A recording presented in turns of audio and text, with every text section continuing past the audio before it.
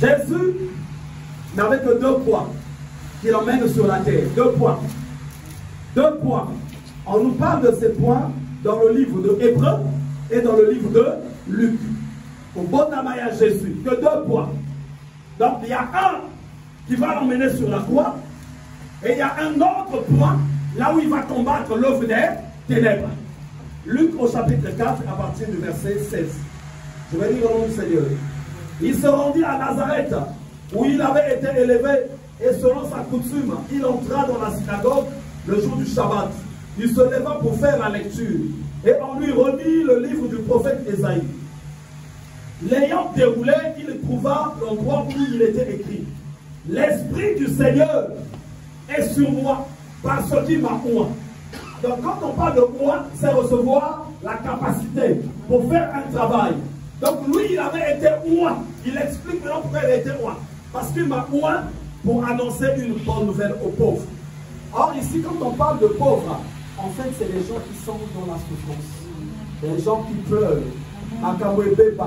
La vie est détruite. Ça ne marche pas. Et qui a détruit la vie de ces personnes-là? C'est là où j'ai parlé de l'occultisme en général.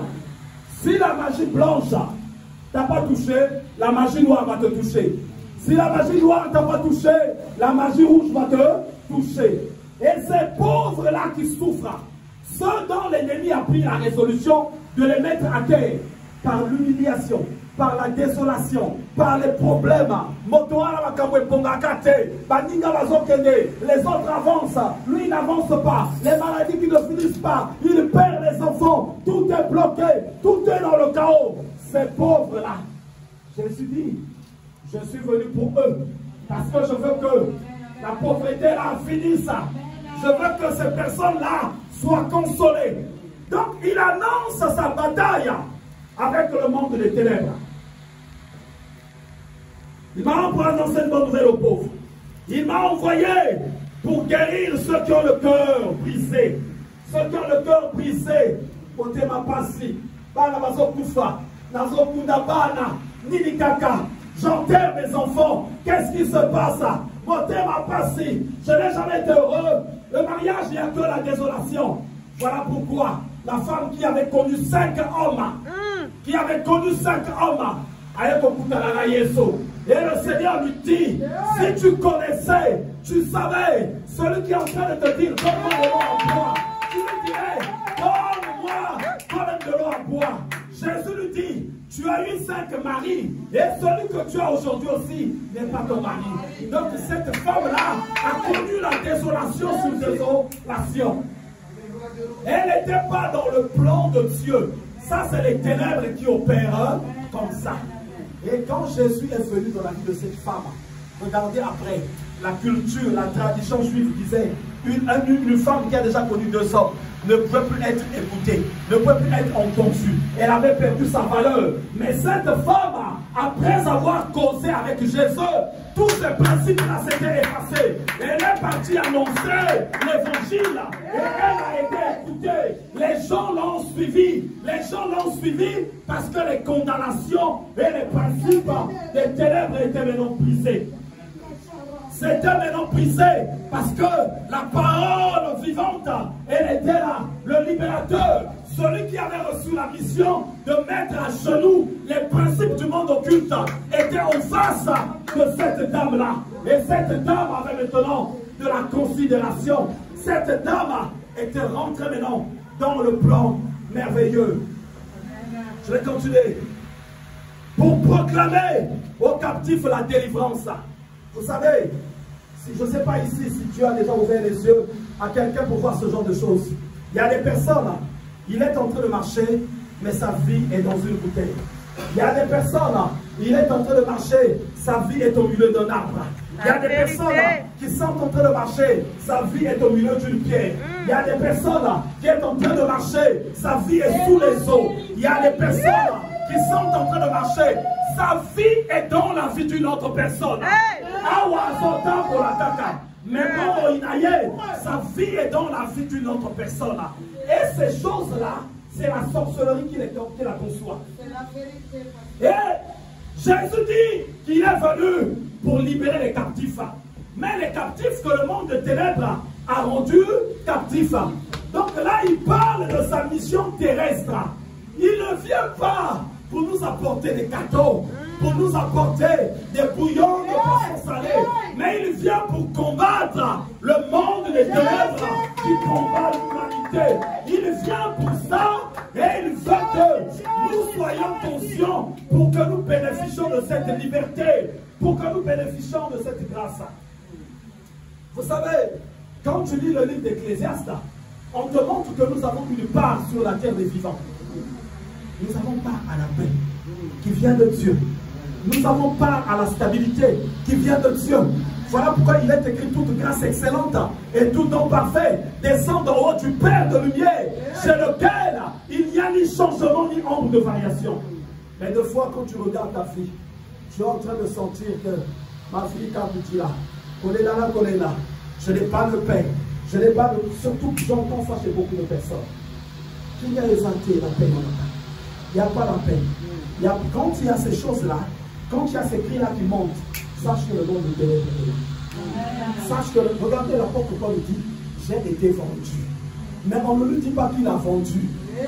Voilà pourquoi ne va pas consulter un voyant, un marabout, un féticheur. Chaque fois que tu vas à ces endroits-là, tu as échangé avec quelque chose. Toi, tu ressens quelque chose. Mais des fois, tu n'es pas conscient, tu as vendu deux fois ta descendance. Tu as vendu deux fois les enfants de tes enfants.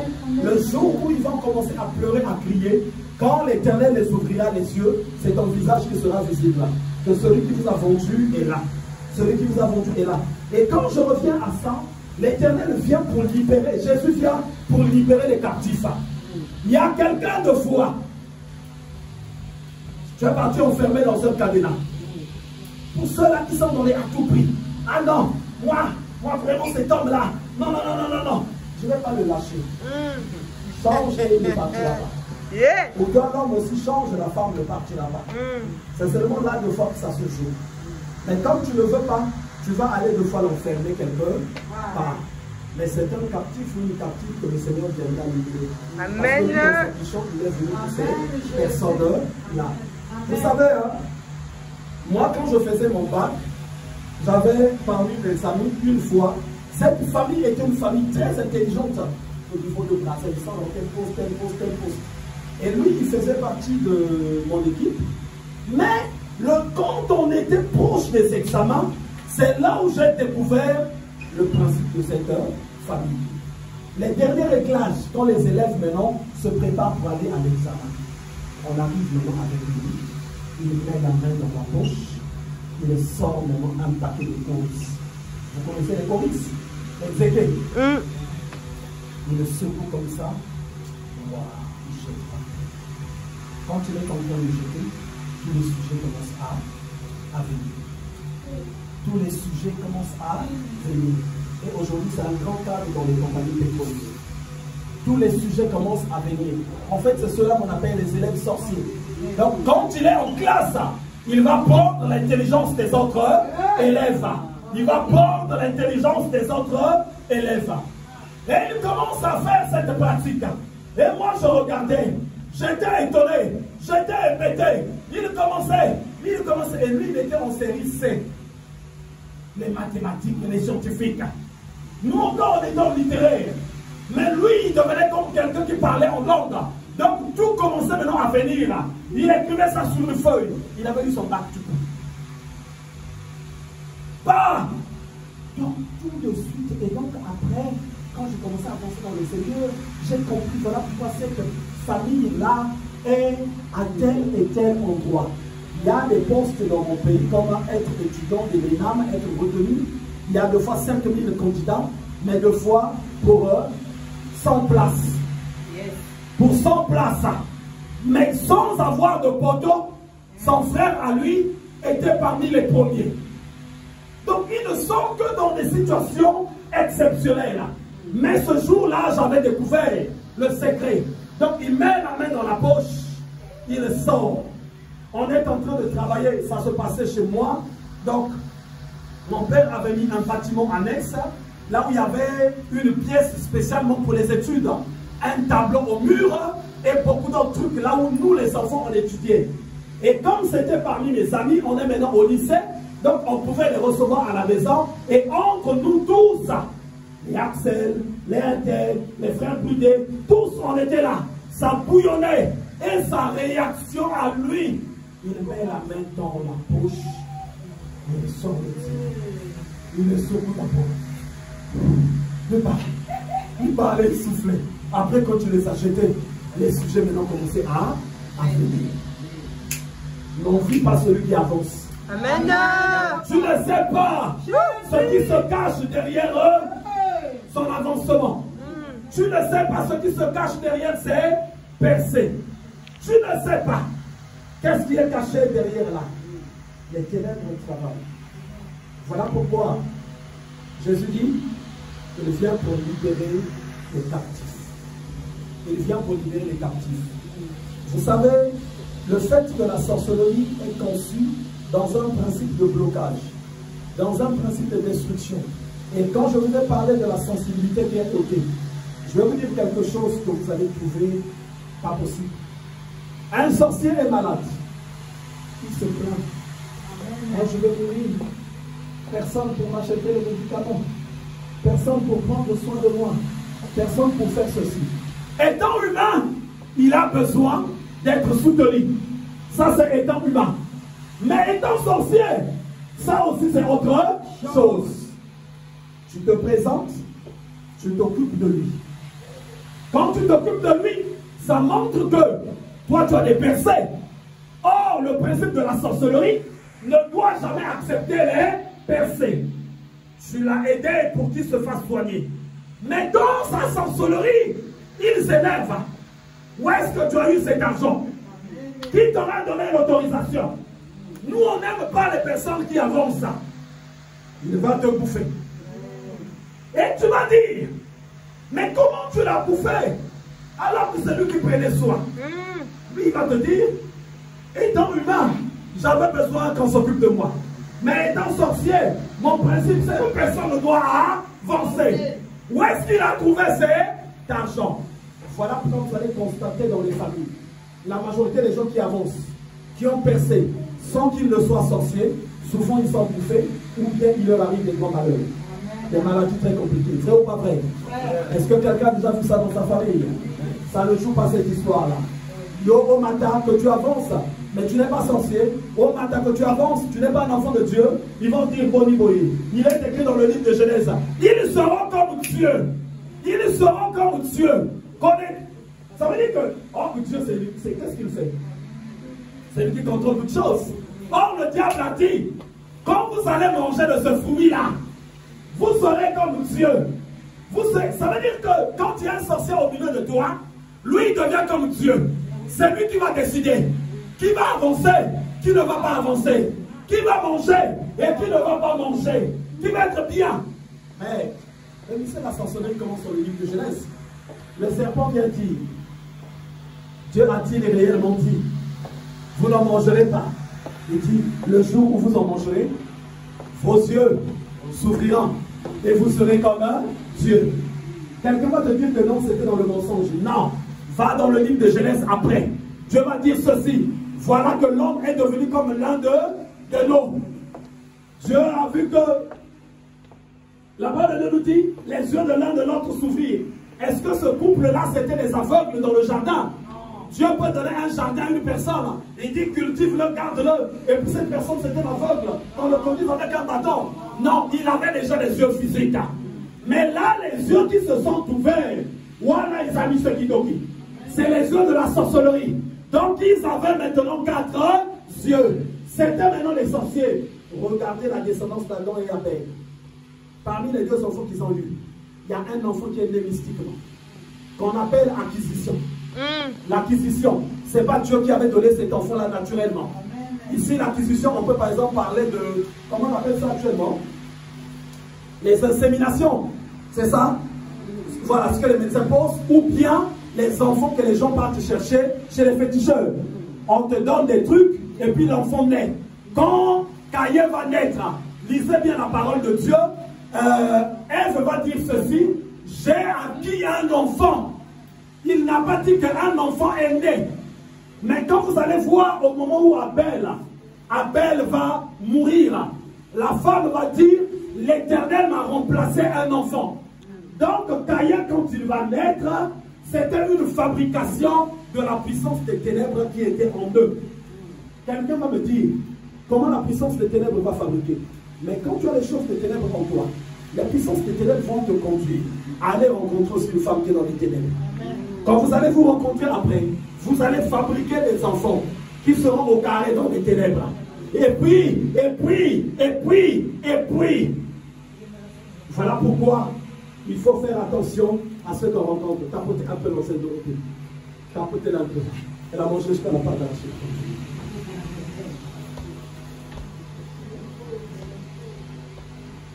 J'ai acquis. Normalement, Caïn, c'est l'enfant de l'acquisition. Ce n'est pas une naissance normale, mais ça venait des ténèbres. Ça venait des ténèbres qui étaient déjà en eux.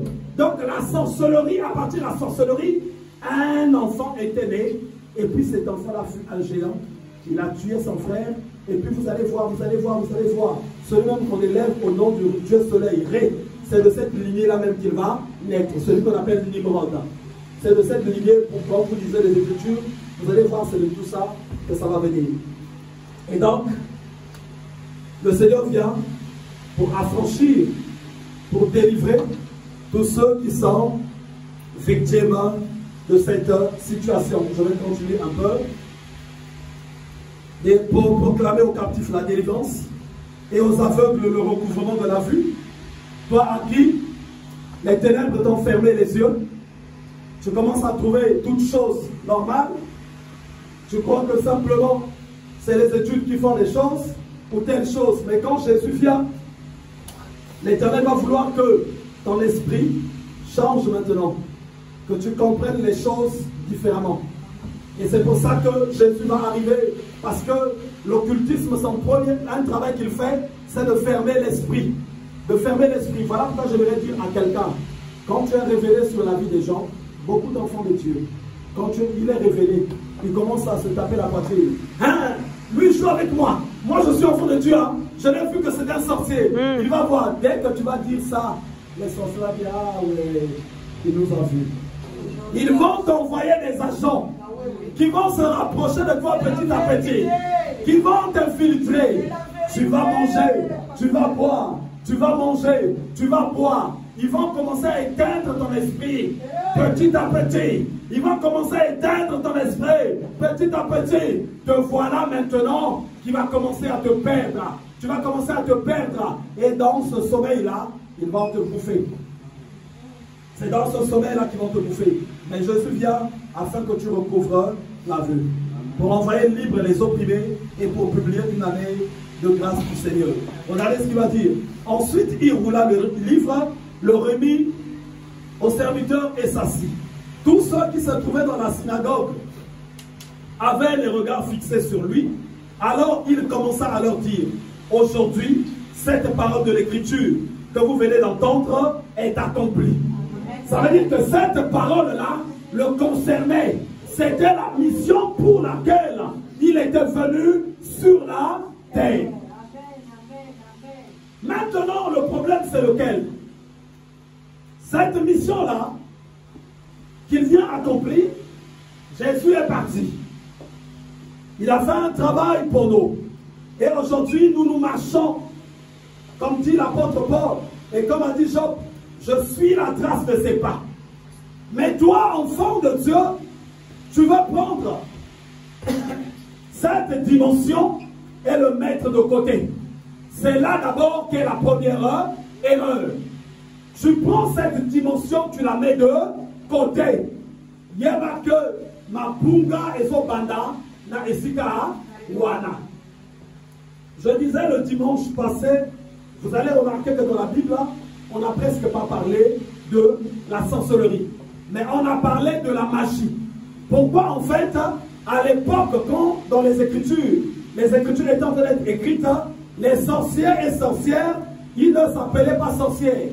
C'était des magiciennes. C'est en 586 que le mot sorcier va commencer à s'installer petit à petit. Et c'est là où on va dire dans la Bible, tu ne laisseras pas vivre la magicienne. Quand tu étudies les Écritures dans la profondeur, on ne parlait pas de la magie quand on montre à la télé. Non, on te parlait d'une personne qui faisait les œuvres occultes. Makambo ya okangabo moyabato, makambo ya kobebisabo moyabato, tout ça. Voyez au nom du Seigneur, Exode 22, verset 6. Tu ne laisseras point vivre la magicienne. Amen. Donc tu ne laisseras point vivre la magicienne. Et là, dans d'autres versions, ceux qui ont des versions françaises pourront, ceux qui ont d'autres versions, vous allez voir qu'on va bien te parler de la sorcellerie. Et donc le dimanche passé, on a pris le temps un peu de développer tout ça. Et je vous avais également présenté un point, suivant ce qui s'était passé dans ces nations-ci. Le temps où, par exemple, les sorciers avaient été brûlés. Le temps où, par exemple, en Afrique également, la sorcellerie avait été vraiment matée. En Afrique, lesquels ont maté la sorcellerie, c'est le mouvement aujourd'hui qu'on appelle Armée du Salut, qui devient une église. Je ne sais pas si ici vous avez vu les églises de l'Armée du Salut, il n'y en a presque pas. C'est des associations qui sont comme les Restos du Cœur. J'en vois même un là vers la gare de Lyon. Mais qu'est-ce qui a fait augmenter le pouvoir qu'en Afrique, ça soit vraiment une église? Quand l'Armée du Salut est arrivée en Afrique, ce mouvement-là, ils avaient un drapeau qu'ils avaient. Et le jour où le drapeau la sortait, quand il passait dans la ruelle, au moment où le bougeait, boum, boum, boum, tous ceux qui étaient dans la sorcellerie, ils tombaient. Il y en a qui mouraient sur place, il y en a qui étaient en train de féquer dans les habits. Et c'était compliqué. À l'époque, c'est ceux qu'on appelle les commandants, ceux qui commandaient, ceux qui étaient les gouverneurs. C'est eux après qui avaient demandé à l'Armée du Salut d'arrêter avec cette pratique. Et les gens confessaient tout le mal qu'ils avaient fait. Pourquoi je vous ai parlé de ces points-là? Parce qu'en fin de compte, après tout ce qui avait été fait contre la sorcellerie, finalement, ils ont compris que ça ne s'arrête jamais. Parce que c'est un pouvoir ancestral qui se communique de génération en génération. Qui se communique de génération en génération. Et ce qui est bien, c'est que même dans quand quelqu'un peut faire des recherches sur Google, on va te présenter même le caractère, l'attitude de la sorcière moderne, que j'ai lu ici le dimanche. C'est souvent généralement la femme de caractère, qui n'a pas de ceci, qui n'a pas de soumission, qui n'a pas de... Donc beaucoup de points dont on présente, qui a ses convictions. Il y a un moment, on a reçu quelqu'un en réception avec qui effectivement on parlait de ça, qui m'a dit même dans ce message-là, effectivement, je me suis bien retrouvé. Et donc, il y a tous ces points-là également. Et donc, toi qui viens dans le Seigneur, quand tu arrives dans le Seigneur, il faut que tu comprennes les choses auxquelles tu es exposé. Ça ne finit jamais. Quand tu as combattu avec eux aujourd'hui, quand tu as remporté une victoire, ne crois pas que cette victoire-là, c'est la fin de la sorcellerie. La sorcellerie, elle va, elle revient. Donc, je ne vais pas lire tous les textes où je vais vous présenter ça, mais on va en lire un dans le livre d'Éphésiens. Mais quand vous allez voir dans le livre de Rois, quand David tapait les Philistins, quand il tapait les Cananéens, au moment où il partait se reposer, après il revenait encore. Donc, quand tu as combattu contre l'œuvre de sorcellerie, si tu es fort aujourd'hui dans la prière, sache qu'il y aura un petit temps de repli, il va encore revenir. Voilà pourquoi la parole de Dieu nous invite à puiser notre force dans le Seigneur. Allons dans le livre d'Éphésiens au chapitre 6.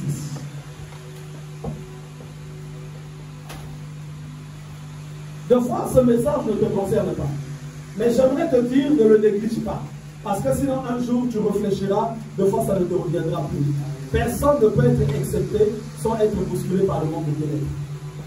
Toujours, il va arriver un moment donné où ça va chauffer. Il va arriver un moment donné où ça va chauffer. Éphésiens au chapitre 6. À partir du verset 10.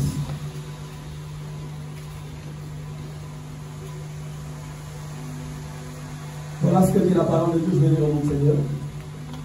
Au reste, fortifiez-vous dans le Seigneur et par sa force toute puissante. Est-ce qu'il y a quelqu'un qui a une version Seigneur? Version semeur de la Bible. Personne. Dans seulement la version semeur, vous allez voir, c'est marqué ceci. Pour conclure, puisez votre force dans le Seigneur. Pourquoi on nous demande de puiser notre force dans le Seigneur? On va arriver également jusqu'à ce verset-là. En fait, c'est parce que la bataille est tellement lourde, tellement forte. Regardez, puisez au reste fortifiez-vous dans le Seigneur et par sa force toute puissante. Pourquoi on nous parle de la force toute puissante de Dieu ici? Pourquoi on nous parle de cette force-là? Parce que, en fait, je vous ai dit le dimanche, la sorcellerie, les ténèbres, si je parle des ténèbres en général, ne prenez pas ça à la légère. C'est puissant. C'est puissant. C'est puissant. C'est puissant. Ne prenez pas ça à la légère. Et ici, si on nous parle de la force toute puissante de Dieu, parce que quelque part, la sorcellerie, elle est puissante. Et nous avons besoin d'avoir la force toute puissante de Dieu. Est-ce que quelqu'un a vu? Moi, je vous parlais seulement de la sœur Elisabeth, qui est là, qui va lever la main, je crois que vous la connaissez tous. Elle avait des batailles dans sa vie. Elle avait un combat très fort. Elle était avec quelqu'un, une personne qu'il a connue. Ils ont eu une vie sentimentale avant, mais après ils se sont séparés. Mais ils ont cohabité pendant des années. Et ce monsieur était dans la sorcellerie, ce monsieur était dans l'occultisme. Et donc, beaucoup d'hommes de Dieu qui venaient prier là-bas, beaucoup de femmes, pour mettre fin à cette situation, à la fin, toutes ces personnes-là fuyaient. Fuyaient. Ah, je ne veux plus revenir. Ah, il m'a apparu comme un boa. Il est venu me donner la mort. Il est venu comme ceci. Toutes ces personnes-là fuyaient. Mais je vous assure, il ne faut pas se moquer de ces personnes. Parce que la sorcellerie a une dimension où elle peut te mettre dans un état où tu ne vas pas comprendre. Et c'est là où Dieu dit dans sa parole, puisez votre force dans le Seigneur et dans sa force toute puissante. Nous avons besoin de la toute puissance de Dieu pour pouvoir avancer. La toute puissance de Dieu. Et il faut aussi, quand une personne donne sa vie à Christ, surtout pour nous, moi je parle souvent de l'environnement socio-spirituel. Nous, dans nos environnements à nous, dans nos familles à nous, parmi les trois occultismes, ce qui est beaucoup pratiqué, c'est ce qu'on appelle la magie noire et la magie rouge. Ça, c'est pratiqué vraiment dans nos environnements à nous. Donc, la sorcellerie et la magie rouge pour envoûter, dominer, manipuler les personnes à partir du cœur et de l'âme. Et quand tu viens de la sorcellerie, au moment où tu donnes ta vie à Christ, sache que la bataille commence aussitôt. Parce que l'étoile de Dieu va briller dans le spirituel dans ta vie. Et regarde, quand l'étoile de Moïse a brillé, les gens n'étaient pas au courant, mais Pharaon savait qu'un libérateur est en train de naître. Il a fait tuer tous les enfants. Il a fait tuer tous les enfants. Ça s'arrête pas là. Voilà pourquoi Moïse va dire, l'Éternel vous donnera un prophète comme moi. Regardez maintenant la naissance de Jésus. Quand il va naître, un simple bébé a fait peur à un roi qui avait toute une armée. Le roi prend la résolution de faire tuer tous les enfants. Il y a des moments où tu marches. Toi, tu te vois simplement normal. Toi, tu te vois normal. Mais il y a des gens qui peuvent te regarder autrement. Lui, il te regarde. Il te voit d'une autre manière. Il voit déjà en toi le danger. Celui-là, il va renverser le système. Celui-là, il va renverser les trônes établis. Et le sorcier, la difficulté avec lui, c'est que tu manges avec lui. C'est que deux fois, tu dors avec lui. Tu habites deux fois avec lui dans la même maison. Tu fais deux fois tout avec lui. C'est ton ami. Il peut même t'accompagner dans les prières. Tu lui dis, j'ai des problèmes. Il te dit, nous allons prendre des programmes de prière. Mais c'est une manière d'endormir dans l'esprit. Tu vas prier avec lui. Il va chasser aussi. Il va chasser aussi les démons. Il va chasser. Mais son but à lui, c'est que ton esprit dorme encore. Ton esprit dorme encore vraiment. Voilà pourquoi je voulais dire à quelqu'un. Pour être heureux, celui qui veut être heureux doit d'abord apprendre à être heureux pour celui. Amen. Quand tu sais déjà être heureux au moment où tu es dans la solitude, c'est là où ça commence. C'est là où ça commence la vie heureuse.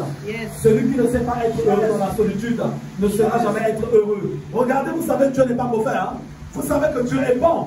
Mais comment il peut dire heureux celui qui ne s'assied pas en compagnie des moqueurs? Heureux celui qui ne s'assied pas sur la voie des méchants. Pourquoi Dieu dit ça? Pourquoi il dit fuyez les mauvaises compagnies? Pourquoi Dieu dit ceci? Celui qui aura quitté à cause de lui père, mère, enfant, femme, mari, toutes ces personnes-là, pourquoi Dieu va dire ça? Pourquoi tu vas les quitter? Mais ils font partie de ton sang. Mais si Dieu le dit, ça veut dire qu'il y a quelque chose. Il y a des séparations qui viendront. Ces séparations-là ont leur raison dans le monde invisible. C'est là-bas que se jouent les problèmes. Et si tu n'as pas appris à être heureux seul, tu vas commencer à pleurer chaque fois. Ah, un tel m'a abandonné. Ah, un tel comme ceci. Ah, un tel comme ça. Personne ne t'a abandonné. Tu vas beaucoup pleurer si Dieu t'a abandonné. Si Dieu ne t'a pas abandonné, je t'assure, c'est pas un problème. Si Dieu ne t'a pas abandonné, si Dieu ne t'a pas abandonné, et l'œuvre de la sorcellerie, son danger, c'est que nous sommes avec de fois des personnes qui sont dans ça. Et il est écrit, nous ne voyons qu'en partie. Donc, d'autres personnes qui seront dans ça, tu ne les verras jamais. Tu ne le comprendras jamais. Dieu ne te le montrera jamais. C'est à toi de puiser ta force dans le Seigneur et de rentrer dans les principes de Dieu. Je veux te lancer dans une vie sentimentale. Prends le temps quand ce n'est pas payant la prière. Tu ne vas pas payer des impôts pour ça. Fais simplement une petite prière. Seigneur, aide-moi. Est-ce que c'est la bonne personne? Dis Dieu, mais tu es celui qui répondait au prophète. Et tu es le même, hier, aujourd'hui, éternellement. Fais ta prière sans que personne ne te voie. De fois, il se peut que tu aies honte de prier devant les gens. Mais pas prier seul. L'État ne viendra pas te faire payer les impôts. Ça sera gratuit. Demande à Dieu. Demande à Dieu. Demande aussi pour les amis qui t'entourent. Demande, moi il y a ce que j'appelle les portes proches et les portes lointaines. Le diable peut passer par une porte lointaine, mais il cherche beaucoup les portes proches. Donc même parmi les amis, il peut y avoir une porte des ténèbres. Une porte par laquelle le diable rentre. Et quand tu ne sais pas parler avec Dieu. Regardez ce que Jésus a dit. Il a dit ceci, quand tu pries, dis notre Père. Il n'a pas dit quand tu pries, réfléchis. Il y a des gens qui veulent prier au fond du cœur. Est-ce que tu peux parler avec ta femme au fond du cœur? Tu arrives quand tu rentres à la maison. Tu le regardes, tu parles au fond du cœur. Ça ne marchera pas. Ça ne marchera pas. Dieu ne veut pas que tu lui parles au fond du cœur. Même quand tu es seul, il n'y a personne. Dis-lui mon Père. Jésus a dit que je dois dire mon Père. Mon Père, regarde. Je ne sais pas qui m'entoure. Mon Père, je ne sais pas qui est à côté de moi. Mon Père, je ne sais pas. Parle-moi. J'ai besoin de toi. Papa, je souffre. Rien ne marche. Pleure devant Dieu. Parle-lui. Quel est le père ou la mère que l'enfant viendra pleurer sans que tu ne lui répondes ça, sans que tu le consoles, sans que tu ne viennes au secours de l'enfant? Et pareil aussi pour Dieu. Parle-le. Parle-le. Dis-lui mon Père, ça va pas. Ça va pas. Ça va pas. Regarde mon état. Regarde mon état. Regarde mon état. Il y a des moments, c'est vrai. Les gens peuvent prier 5 heures, 7 heures, mais il y a des prières qui se font de fois en 3 minutes. La douleur est là, la situation est là. Parle seulement un peu. Tu me savais, ça s'ococate. Je n'arrive pas. Je n'arrive pas. La situation me dépasse. La situation me dépasse. Il y a des fois où on ne prie pas des heures. Il y a des fois où on ne prie pas des heures. Mais tu as dit un mot qui représente des heures de prière. Tu as dit 2 mots qui représentent des semaines de prière. Parle à Dieu. Parle à Dieu. Dis Seigneur. Seigneur, pourquoi? Pourquoi, Seigneur? Pourquoi? Nous avons un Dieu qui nous entend, qui nous écoute. Et cette parole de Dieu est venue pour nous éclairer, pour nous aider. Il a dit, le monde entier est sous l'emprise du diable. Il y a des gens qui ne connaissent que effondrement sur effondrement, problème sur problème, difficulté sur difficulté, mais qui ne prennent pas le temps de parler à Dieu. Des fois, tu n'as pas aussi des difficultés, mais tu veux faire quelque chose. Tu n'as pas de problème, mais tu veux faire quelque chose pendant que cette chose est sur le point d'aboutir. Tu constates, boum, ça s'effondre. Ça ne vient pas de Dieu. Ça ne vient pas de Dieu. Il est écrit, quand vous verrez des complots, sachez que cela ne vient pas de moi. C'est ce que Dieu a dit. Quand tu vois quelque chose comme ça, commence à demander à Dieu. Seigneur, qu'est-ce qui ne va pas? Qu'est-ce qui ne va pas? Qu'est-ce qui ne va pas? Et étant enfant de Dieu, c'est dans cette dimension que ça commence. Prendre conscience des enjeux, prendre conscience des batailles, prendre conscience pourquoi nous combattons. Parce qu'en fait, le monde des ténèbres est dans ces principes-là. Lui, il veut semer la désolation. Il veut semer. Je disais à quelqu'un il n'y a pas longtemps, on était à Orléans, on était parti pour une mission, pour une œuvre missionnaire. J'expliquais. Vous savez, la parole de Dieu a dit ceci: le monde entier, la terre entière sera remplie de la connaissance de l'Éternel.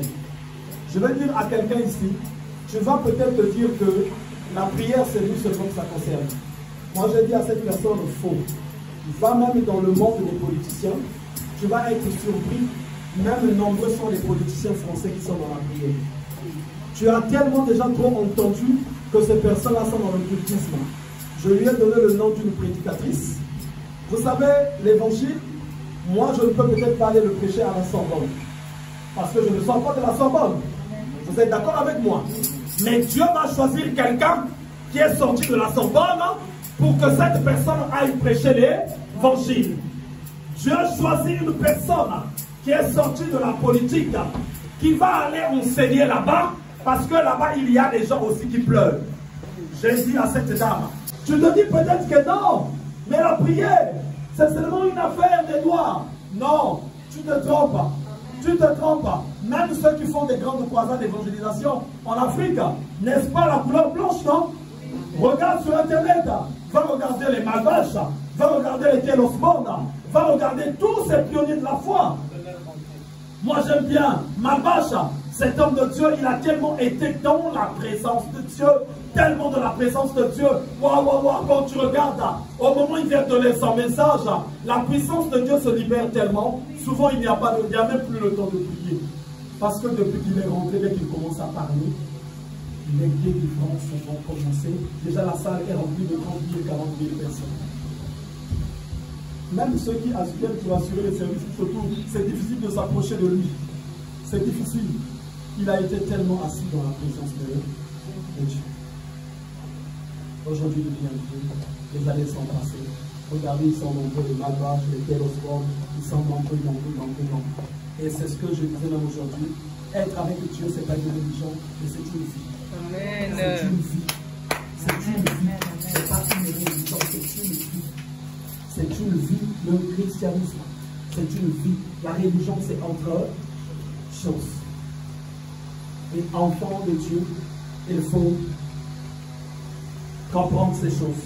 J'aimerais qu'on lise un peu rapidement le livre d'Ésaïe au chapitre 4. Levez vos yeux en haut et regardez qui a créé ces choses, qui fait marcher en ordre leur armée. Il les appelle tout par leur nom, par son grand pouvoir et par sa force puissante. Il n'en est pas une qui fasse défaut. Elle représente la puissance de Dieu, qui est vraiment bien structurée, bien forte. Pourquoi dis-tu Jacob? Pourquoi dis-tu Israël? Ma destinée est cachée devant l'Éternel. Mon droit passe inaperçu devant mon Dieu. Il y avait des complaintes, des pressions, des plaintes. Ne le sais-tu pas? Ne l'as-tu pas appris? C'est le Dieu d'éternité, l'Éternel qui a créé les extrémités de la terre. Il ne se fatigue point, il ne se lasse point. On ne peut sonder son intelligence. Il donne de la force à celui qui est fatigué et il augmente la vigueur de celui qui tombe en défaillance. Pourquoi Dieu va-t-il donner de la force à celui qui est fatigué? En fait, c'est par rapport à la bataille que nous livrons avec le monde de ténèbres. Il nous faut la force qui vient de Dieu. Le verset 30 qui nous intéresse après, j'aimerais que tu sois bien attentif. Les adolescents se fatiguent et se lassent. Ici, quand on parle des adolescents, ce sont ceux-là qui ne savent pas s'approcher de Dieu. Ce sont ceux-là qui ne savent pas parler à Dieu. Ce sont ceux-là qui ne savent pas s'accrocher à Dieu. Vous savez, moi j'ai tellement vu des chrétiens qui a, moi je suis chrétien, mais quand la vraie chicotte du monde des ténèbres arrive, tu vois sa chrétienté devient changée. Cette personne n'a plus de force. Ce sont ceux qu'on appelle les adolescents. Mais ceux qui se confient en l'Éternel renouvellent leur force. Ce sont quelles personnes qui se confient en l'Éternel? Pendant la bataille, la sorcellerie est en train de taper. Là, ça est en train de taper. Lui, il dit jamais, moi je ne vais pas aussi lâcher. Debout dans la prière, debout dans la bataille. Je suis avec Dieu. Il est là. Il parle à Dieu. Il est dans les prières. Il est jeune. Il prie. Il est fidèle à Dieu. Ceux qui se confient en l'Éternel renouvellent leur force. Ce n'est pas là seulement. Ils prennent leur vol comme les aigles. Alléluia. On nous parle que ils prennent leur vol comme les aigles. Je vais vous parler de ces principes. Pourquoi on nous dit qu'ils prennent leur vol comme les aigles? L'aigle a 7 principes. Donc ceux qui se confient en l'Éternel, ceux qui sont proches de Dieu, ceux qui s'accrochent à Dieu, ils prennent leur vol comme les aigles. Ce n'est pas en rien, en vain, que la parole de Dieu vient parler de l'aigle. Le premier principe de l'aigle, le premier principe de l'aigle se situe dans sa solitude. Sa solitude et sa haute attitude là où il vole. Un aigle ne peut pas voler avec un moineau. Il ne peut pas voler avec un corbeau. Il ne peut pas voler avec l'hirondelle. Souvent, l'aigle, quand il est quelque part, il y a différents oiseaux qui viennent se mettre sur sa tête, qui commencent à le picoter. Et l'aigle, pour les faire tomber, c'est l'aigle souvent qui tue ces oiseaux. Il ne les frappe de rien. Il ne prend seulement la résolution de fuir.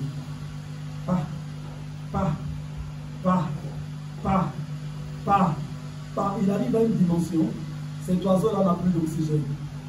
Bouf, il tombe. Et donc, la dimension où va l'aigle, il n'y a que les aigles qui partent. Or, celui qui est beaucoup combattu, celui qui se confie en l'Éternel, il ne mélange pas sa vie avec tout le monde.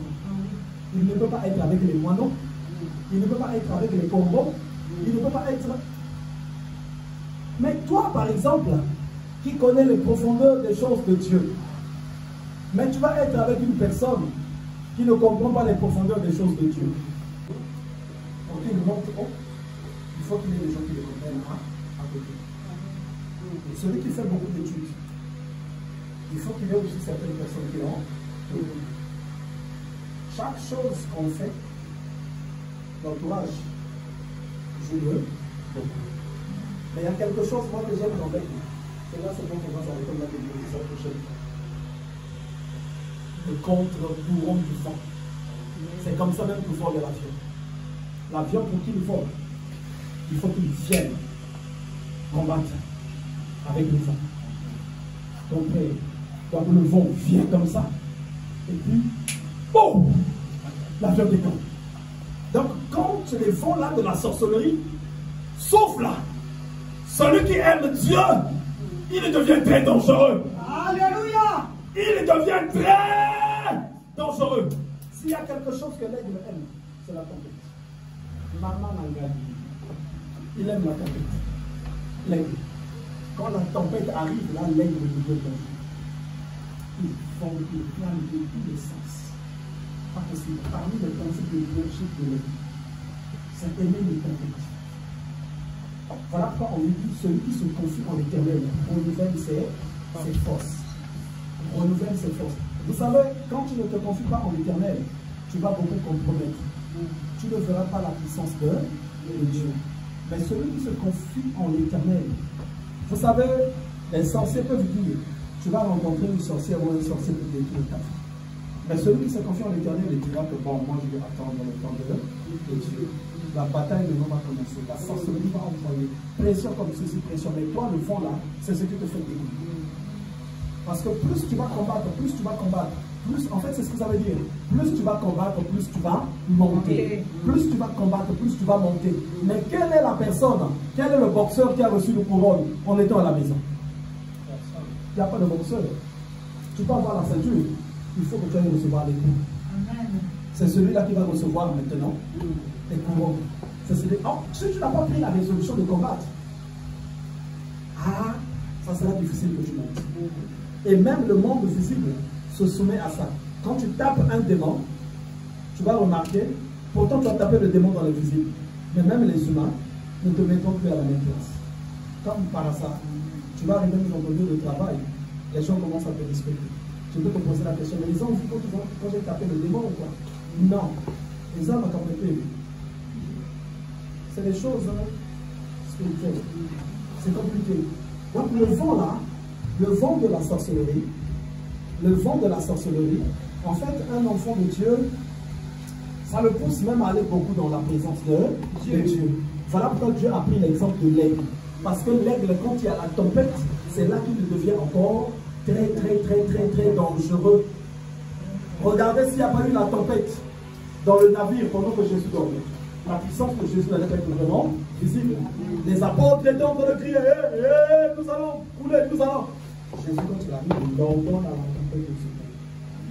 Et l'humanité,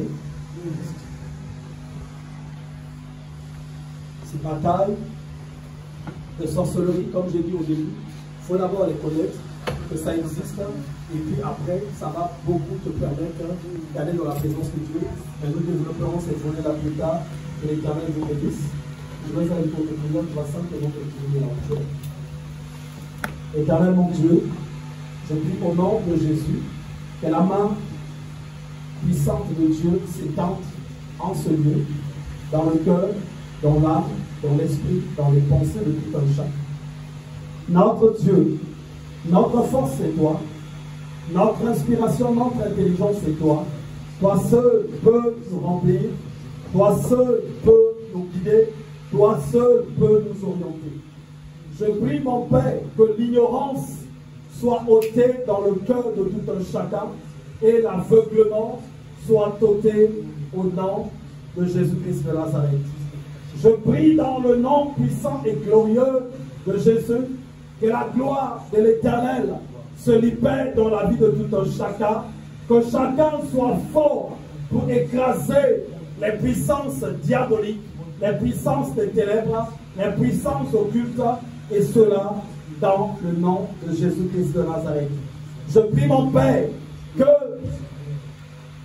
nos vies, nos activités, ce que tout un chacun entreprend, demeure couvert par la puissance de Dieu, que chacun reçoive les capacités, la force nécessaire pour pouvoir combattre contre toute chose qui nous empêche d'avancer, et cela dans le nom de Jésus. Je bénis encore la présence de mon frère, je bénis encore ta parole, et cela dans le nom puissant et glorieux de Jésus-Christ de Nazareth. Nous disons tous Amen. Amen. Que le Seigneur vous bénisse tous.